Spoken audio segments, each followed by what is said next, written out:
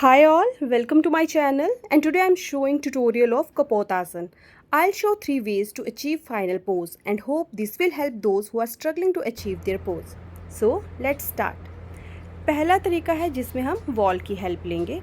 सबसे पहले इसमें हमने स्टैंडिंग वज्रासन की पोजीशन में बैठना है और अपने हाथों को आसमान की तरफ खींचते हुए धीरे से दीवार पे रख दें. धीरे धीरे मूव करें नीचे की तरफ और अपने हाथों को ज़मीन पे ले आकर अपने क्राउन को ज़मीन पे लगा दें. इसके पश्चात अपने हाथों पर आपने ज़ोर लेना है.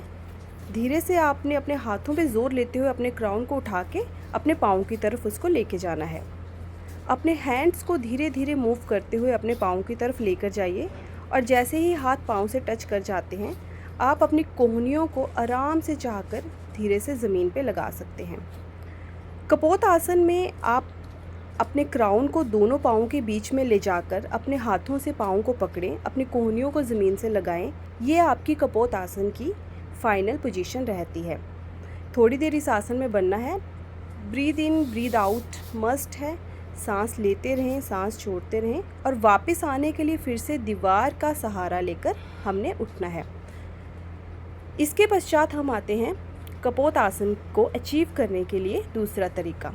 दूसरे तरीके में हम सबसे पहले स्टैंडिंग वज्रासन से हम ऊष्ट्रासन में जाएंगे. अपने दोनों हाथों को अपने नीज़ के बैक साइड पे रखना है और अपने हेड को बेंड करना है. धीरे धीरे हेड को बेंड करते हुए आपने क्राउन को ज़मीन पे टच करना है. फिर अगेन अपने दोनों हाथों को आप चक्र आसन में जिस तरह से लेके जाते हैं वैसे ही हमने ज़मीन पे लगाने हैं दोनों हाथ और हाथों पे ज़ोर लेते हुए धीरे धीरे क्राउन को, हेड को आपने पाँव की तरफ लेके जाना है और इस तरह से हाथों से अपने पाँव को पकड़ना है. कोहनियों को कोशिश करें ज़मीन पे लगाने की. इसके बाद तीसरा तरीका है हमारा जिसमें हम हेल्प लेंगे रोप्स की. सबसे पहले आपके घर पे आपके पास जिस भी तरह की आपके पास रस्सियाँ हैं आप 2 रोप्स ले लीजिए और उनको अपने पाँव में अच्छे से टाई कर लीजिए.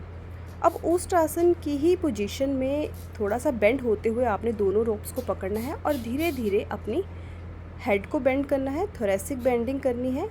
आराम से नीचे की तरफ जाना है और अपनी दोनों कोहनियों को मोड़ते हुए ऊपर की तरफ उनको मूव करना है और ज़मीन पर लगाना है. ये हमारी कपोत आसन की फाइनल पोजीशन है और इसमें आप कुछ देर तक बने रहें.